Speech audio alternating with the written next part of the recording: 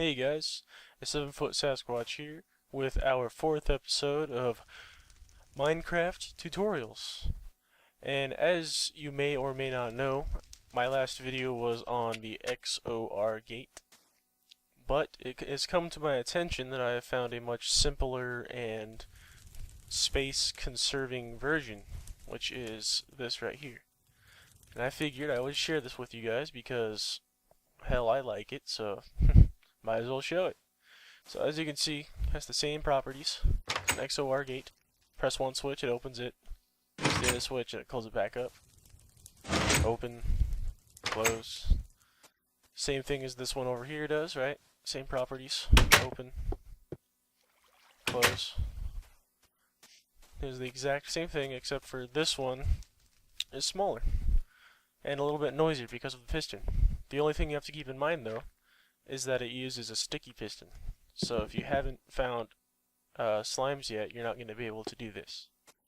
So you'll have to use the old-fashioned gigantic version until you find slimes, and you can do this version. So as you can see though, also with this version over here, it uses a lot more redstone. Just because of not even the extensions for the switches, but just like all of this crap in here, all the different connections with each other and all this crap. And it takes up much more space and much more redstone, which may or may not be a problem for you. But this one right here definitely saves more space. It saves a little bit more redstone.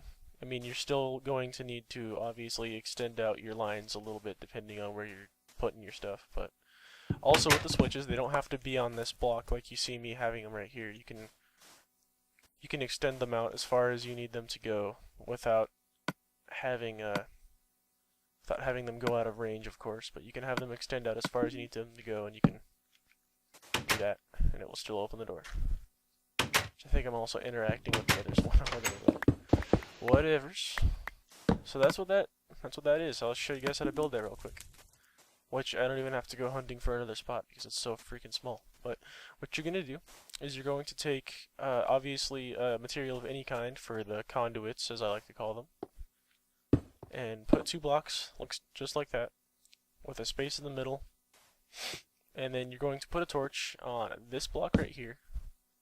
Then you're going to go around the other side. You're going to put a block, or you're going to put a torch right there on this block.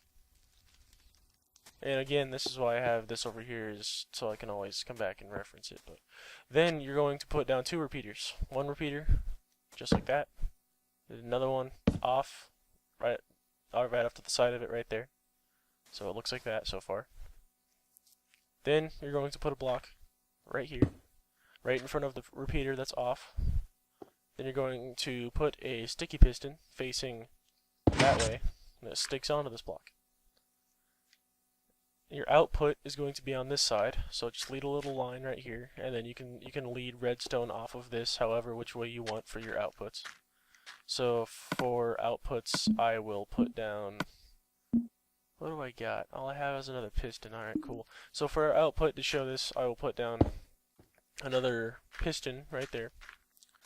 And I have neglected to bring switches with me, so I will make some real fast. You can put your switches down. Of course, you don't have to have them right here. You can lead redstone out and put them somewhere else, but I think I'm affecting 2 things? No, I'm not. Okay. So as you can see, on, off, on, off. And of course, if this matters to you or not, the right switch is the one that interacts with the piston, and the left switch is the one that does not. So if you want some sort of, like, difference between which switch makes noise and which switch doesn't, you can kind of plan that out. It doesn't really matter. I haven't noticed any delay factors between the 2 designs. I think they both have the same timing relative to how quickly they activate. In fact, I think this one might even be faster. But as you can see, it's pretty small.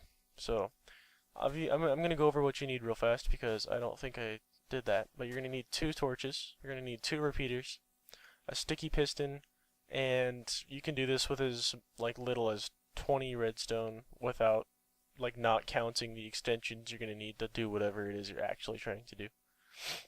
But yeah, that is pretty much it. And then of course on the other version, you saw me always invert the signal. The only purpose of that, I believe, is really just to like which way the switches is on and which way is off. I might be wrong, but on this version, I'm not inverting it. But yeah, that is pretty much it, guys. Oh, it's also easier to put two multiple outputs on this one too, because as you can see, that's like the baseline, and then you can just extend off however which way you feel like doing it. But that is pretty much it, guys. That is the XOR Gate version 2.0. So go ahead, like the video. Thought this was informational to you. Go ahead, drop a comment on something you'd like to see, and subscribe if you want to see more videos like this.